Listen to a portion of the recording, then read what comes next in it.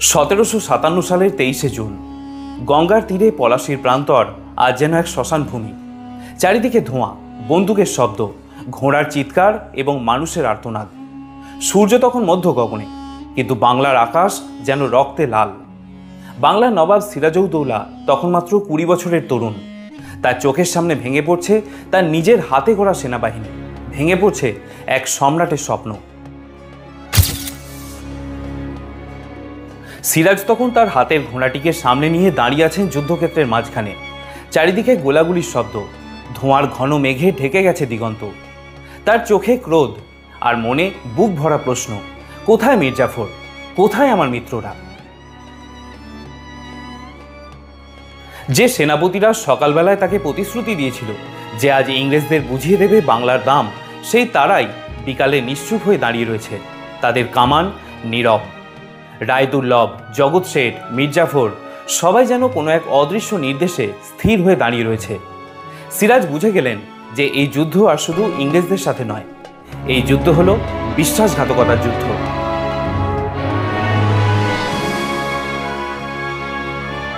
ক্লাইভের কামান চলছেই, কিন্তু তার নিজের কামান নিস্তব্ধ। সৈন্যরা বিভ্রান্ত, অনেকে পালিয়ে যাচ্ছে, কেউ কেউ ইংরেজদের দিক থেকে তাদের অস্ত্র নামিয়ে নিচ্ছে। এক পর্যায়ে তার বিশ্বস্ত সেনাপতি মীর মদন রক্তাক্ত হয়ে এসে বললেন, হুজুর, আমাদের পক্ষে এই যুদ্ধ টিকিয়ে রাখা সম্ভব নয়, শত্রুরা চারিদিক থেকে ঘিরে ফেলছে। সিরাজের চোখে মুখে তখন তীব্র হতাশা, কিন্তু আত্মসমর্পণ নয়। তিনি বললেন, মীর মদন, মৃত্যুই যদি নিয়তি হয় তাহলে বাংলার নবাব পালিয়ে যাবে না, তার মৃত্যু হবে এই যুদ্ধক্ষেত্রেই। কিন্তু ভাগ্য যেন তার জন্য অন্য কিছুই লিখে রেখেছিল।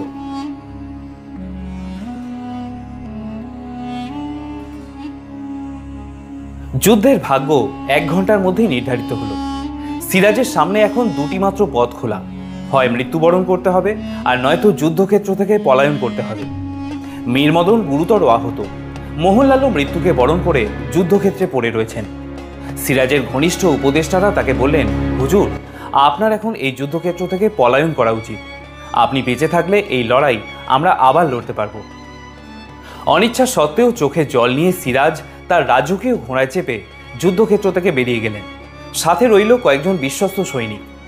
গঙ্গার ধারে এসে ঘোড়া ছেড়ে তিনি একটি নৌকায় উঠলেন এবং রাতের অন্ধকারেই পলাশীর মাটি ছেড়ে তিনি রওনা হলেন মুর্শিদাবাদের উদ্দেশ্যে। নদীর ঢেউয়ের সঙ্গে তার মনের একটাই প্রশ্ন ভেসে আসছিল, আমি কি কিছু ভুল করলাম? তিনি ভাবছিলেন, যদি তিনি ইংরেজদের সঙ্গে সমঝোতা করতেন, যদি মীর জাফরকে বরখাস্ত না করতেন, যদি তার সিদ্ধান্তগুলো একটু নরম হতো, তাহলে কি ইতিহাস একটু অন্যরকম হতে পারত? কিন্তু ইতিহাসে যদি বলে কিছু হয় না।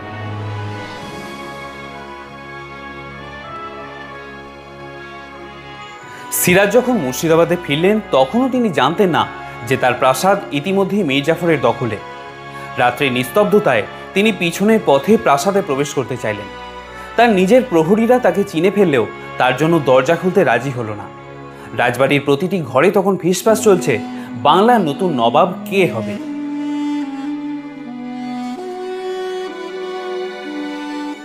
মীর জাফর তখন ক্লাইভের সঙ্গে চুক্তি করে ফেলেছে। ইংরেজরা তাকে প্রতিশ্রুতি দিয়েছে যে বাংলার পরবর্তী নবাব সেই হবে এবং তার পরিবর্তে তারা শুধু ভারতে বাণিজ্য করতে চায়। কিন্তু তারা জানতো যে বাংলার নবাব মানেই হলো বাংলার নিয়ন্ত্রণ। আসলে তারা মীর জাফরকে নবাব বানিয়ে আসলে বাংলার নিয়ন্ত্রণকে নিজের হাতে আনতে চাইছিল। এদিকে সিরাজউদ্দৌলা তখন এক প্রকারের গৃহহীন রাজা। নিজেরই রাজ্যে তিনি একজন অপরাধীর মতো লুকিয়ে বেড়াচ্ছেন। তিনি জানতেন যে তার মাথার দাম ঘোষণা করা হয়েছে। যে তাকে ধরিয়ে দিতে পারবে, মীর জাফর তাকে দেবেন অনেক সোনাদানা এবং তার সাথে পদমর্যাদা।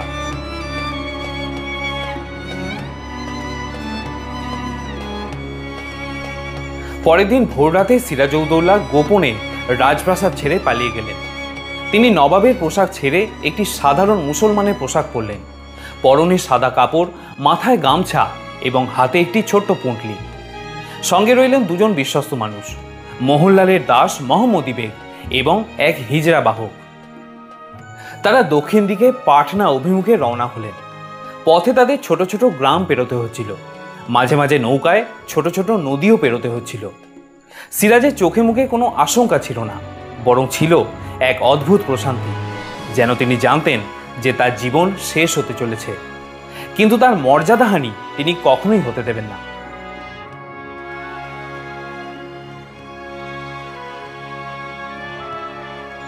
রাত্রে তারা এক নির্জন বনে প্রবেশ করলেন। সিরাজউদ্দৌলা চুপচাপ আকাশের দিকে তাকিয়ে ভাবছিলেন, হে আল্লাহ, আমি কি অপরাধ করেছি যে তুমি আমার আপনজনদেরই শত্রু করে দিলে। মোহাম্মদী বেগ নীরবে এই কথাগুলি শুনছিলেন, শুধু বললেন, হুজুর, কাল ভোর রাতে আমরা নদী পেরিয়ে আপনাকে একটি নিরাপদ আশ্রয় নিয়ে যাব।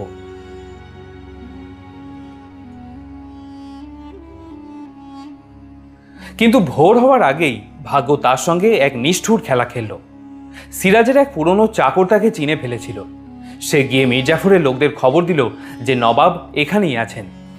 সৈন্যরা তখন বনের মধ্যে এসে তার তাঁবু ঘিরে ফেলল। সিরাজ ঘুম থেকে উঠে তলোয়ার ধরলেন, কিন্তু মোহাম্মদী বেগ তাকে সেখানেই থামিয়ে দিলেন। সিরাজ বুঝে গেলেন এখন আর যুদ্ধের কোনো মানে হয় না। মির্জাফরের সৈন্যরা তখন তাকে বন্দি করে মিরনের কাছে নিয়ে এলো। মিরনের চোখে মুখে তখন এক অদ্ভুত আনন্দ, যেন বহুদিনের প্রতিশোধ নেওয়ার সুযোগ এসেছে। সে বিদ্রুপ করে সিরাজকে বলল, নবাব সিরাজ, এখন আপনার কাছে রাজ্য নেই, সৈন্য নেই, এমনকি আপনার নিজেদের লোকও নেই। এখন আপনার কেমন লাগছে? সিরাজ চুপ করে থাকলেন, শুধু বললেন, বাংলার ইতিহাস ভুলবে না কে ছিল বিশ্বাসঘাতক।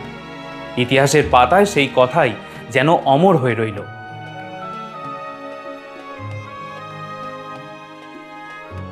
মুর্শিদাবাদের পথে চলেছে এক দল সৈন্য। তাদের মাঝখানে যে তরুণকে চোখ বন্ধ করে নিয়ে যাওয়া হচ্ছে, তিনি আর কেউ নন, বাংলার পরাজিত নবাব সিরাজউদ্দৌলা। চোখে কাপড় বাঁধা থাকলেও সিরাজ বুঝতে পারছিলেন পথের প্রতিটি বাঁক। এ হলো সেই পথ যেখানে তিনি একসময় রাজকীয় শোভাযাত্রা করে যেতেন। হাজার প্রজার কণ্ঠ থেকে ভেসে আসত, নবাব সিরাজউদ্দৌলা জিন্দাবাদ। আর আজ তাকে সেই পথ দিয়ে নিয়ে যাওয়া হচ্ছে এক বন্দির মতো। আজ আর তার মাথায় কোনো মুকুট নেই, কাঁধে নেই কোনো শৌর্য চিহ্ন।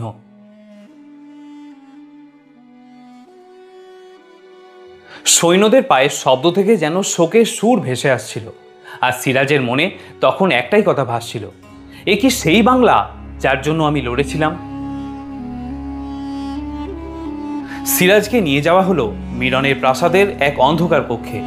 সেখানে বাতাস ভারী, মশাল জ্বলছে, কিন্তু সেই আলো দেওয়াল পর্যন্ত এসে পৌঁছায় না। মিরন এসে দাঁড়ালো সিরাজের সামনে, ব্যঙ্গ করে বলল, নবাব সিরাজ, এখন আপনার রাজত্ব শেষ, কিন্তু আপনি চিন্তা করবেন না, আপনাকে মর্যাদা দিয়েই রাখা হবে। নবাব সিরাজ চুপ করে থাকলেন, তার কণ্ঠে কোনো কম্পন নেই, শুধু মৃদুস্বরে বললেন, মিরন, যদি মর্যাদা দিয়ে রাখতেই চাও তাহলে বিশ্বাসঘাতকতা কেন করলে?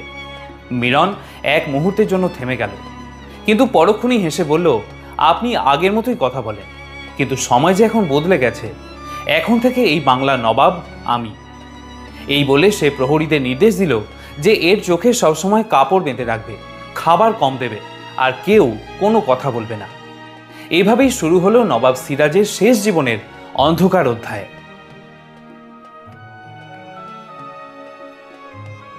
প্রথম কয়েকদিন সিরাজ প্রায় কোনো কথাই বলেনি। যে অন্ধকার ঘরে তাকে বন্দি করে রাখা হয়েছিল সেখানে কোনো জানালা ছিল না, শুধু দূর থেকে নদীর জলের শব্দ ভেসে আসত। প্রহরীরা কখনো তাকে একবেলার খাবার দিত, আবার কখনো তাও দিত না। একদিন এক বৃদ্ধ প্রহরী তাকে চুপি চুপি এক গ্লাস জল দিয়ে বলল, হুজুর, আমি আপনাকে চিনতে পেরেছি, আমি একসময় আপনারই সৈন্য ছিলাম, আল্লাহ আপনাকে নিশ্চয়ই সাহায্য করবেন। সিরাজ কিছুক্ষণ তাকিয়ে থাকলেন তার দিকে, তারপর মৃদুস্বরে বললেন, আমি জানি সবাই খারাপ হয় না, কিন্তু ইতিহাসের সময় বড়ই নিষ্ঠুর। রাত্রিগুলো ছিল সবচেয়ে কষ্টের। তিনি প্রায়ই জেগেই কাটাতেন, কারণ চোখ বন্ধ করলেই তার চোখের সামনে ভেসে উঠত মীর মদনের রক্তাক্ত চেহারা, যুদ্ধক্ষেত্রের আগুন, এবং তার মনে পড়ে যেত সৈন্যদের ভয় মেশানো মুখগুলির কথা। তিনি প্রায়ই নিজের বুক চাপড়ে বলে উঠতেন, আমি হারিনি, আমাকে হারানো হয়েছে। এদিকে মির্জাফর ও ইংরেজদের মধ্যে শুরু হলো পরবর্তী পরিকল্পনা। রবার্ট ক্লাইভ কলকাতা থেকে হিসাব করছেন কিভাবে বাংলার সম্পদকে হাতানো যায়। সিরাজ বেঁচে থাকলে সে হয়ে উঠতে পারে এক বিপদ, কারণ প্রজারা এখনও তাকে নবাব হিসাবেই মনে করে। ইংরেজরা জানতো যে তারা মির্জাফরকে ব্যবহার করবে, কিন্তু সিরাজ বেঁচে থাকলে বাংলার বুকে বিদ্রোহ ঘটতে পারে। তাই রবার্ট ক্লাইভ গোপনে নির্দেশ পাঠালেন সিরাজ যেন কখনো সূর্যের মুখ না দেখতে পারে। এই বার্তা পৌঁছালো মিরনের কাছে। এই বার্তা পেয়ে মিরনের চোখে মুখে আনন্দে ঝিলিক খেলে গেল, কারণ সে এটার জন্যই অপেক্ষা করছিল। 1757 সালের জুলাই মাসের এক বর্ষার রাত। বাইরে প্রচণ্ড বজ্র বিদ্যুৎ সহ ঝড় বৃষ্টি হচ্ছে। ঘন মেঘে আকাশের চাঁদ ঢেকে গেছে। কারাগারের বাইরের প্রহরীরাও অস্বাভাবিকভাবে নীরব। মিরন নিজের কক্ষে বসে তলোয়ারে ধার দিচ্ছে। এমন সময় তার এক বিশ্বস্ত প্রহরী এসে বলল, হুজুর, ইংরেজদের কাছ থেকে বার্তা এসেছে, সিরাজকে আগামীকালের মধ্যেই গোপনে সরিয়ে ফেলতে হবে। মিরন কিছু না বলে উঠে দাঁড়ালো। তার চোখে মুখে খেলে গেল বিদ্বেষের আগুন। সে চাপা কণ্ঠে বলল, আগামীকাল নয়, আজকেই এ কাজ করতে হবে। তখন গভীর রাত্রি। অন্ধকারে কারাগারের দরজা খুলে 5 জন প্রবেশ করল। তাদের মধ্যে 3 জন সৈন্য, মিরন এবং সিরাজের এক সময়ের বিশ্বস্ত সেনাপতি ও বন্ধু মোহাম্মদী বেগ। সিরাজউদ্দৌলা তখন নামাজ পড়ছিলেন। তাদের আসতে দেখে বললেন, তোমরা এসেছো? আমি জানতাম এই রাত অবশ্যই আসবে। এক সৈন্যর চোখে জল চলে এলো, কিন্তু মিরনের নির্দেশের ভয়ে সে কিছু বলতে পারল না। সিরাজ বলল, আমি কোনো অপরাধ করিনি, তাই তোমাদের কাছে অনুরোধ, মৃত্যুর পর যেন আমার মৃতদেহকে নদীতে না ফেলে দেওয়া হয়, মাটিতে কবর দিয়ে দিও। তারপর তিনি মাথা নিচু করে বললেন, আল্লাহু আকবর। এক মুহূর্তে নীরবতা নেমে এলো। মিরনের নির্দেশে মোহাম্মদী বেগের তলোয়ার অন্ধকারে ঝলসে উঠল। এক মুহূর্তে থেমে গেল বাংলার শেষ স্বাধীন নবাবের জীবন। ভোররাতে মুষলধারে বৃষ্টি হচ্ছিল। 2 জন সৈন্য গোপনে কাপড়ে মোড়া এক লাশকে নিয়ে বেরোলো প্রাসাদের পিছনের দরজা দিয়ে। তারা জানতে পারল না ইতিহাসের এক অধ্যায় শেষ হয়ে গেছে। সিরাজের মৃতদেহ নিয়ে তারা গেল মুর্শিদাবাদের খিড়কি মসজিদের কাছে। সেখানে তাড়াহুড়ো করে তাকে সমাধিস্থ করা হলো। কোনো নাম ফলক বা রাজকীয় আচার অনুষ্ঠান কিছুই হলো না। আজও সেই কবর নীরব সাক্ষী হয়ে আছে এক তরুণ নবাবের অকাল মৃত্যুর। কিন্তু ইতিহাস প্রতিশোধ নিতে জানে। বাংলার মানুষ বলেছিল, এটা আল্লাহর বিচার। সিরাজের রক্ত বৃথা যায়নি। রায়দুর্লভ, ঘসেটি বেগম, লর্ড ক্লাইভ, মির্জাফর, মিরন, সিরাজের বিশ্বাসঘাতকদের কারোর মৃত্যুই ঠিক স্বাভাবিকভাবে হয়নি। কেউ বদ্ধ উন্মাদ হয়ে গিয়েছেন, তো কেউ নিজের গলায় খুর চালিয়ে আত্মহত্যা করেছেন। আবার কাউকে গলায় বালির বস্তা বেঁধে দুর্গের চূড়া থেকে নিক্ষেপ করা হয়েছিল। সিরাজউদ্দৌলার বিশ্বাসঘাতকদের শেষ পরিণতি নিয়ে একটি ভিডিও আমি এর আগেই পোস্ট করেছিলাম। আপনারা চাইলে এখানে আই বাটনে ক্লিক করেও সেই ভিডিওটি দেখে নিতে পারেন। বন্ধুরা, শেষে একটা কথাই বলে শেষ করব। পলাশীর ময়দানে বৃষ্টি ভেজা সন্ধ্যায় যেদিন তিনি একা দাঁড়িয়েছিলেন, সেদিন তিনি হারেননি। সেদিন তিনি ইতিহাসে জন্ম নিয়েছিলেন নতুন রূপে। ইতিহাস তাকে পরাজিত নবাব বলে, কিন্তু বাংলা তাকে চেনে বীর সিরাজউদ্দৌলা নামে, যিনি হেরে গিয়েও জয় করেছিলেন প্রতিটি মানুষের হৃদয়।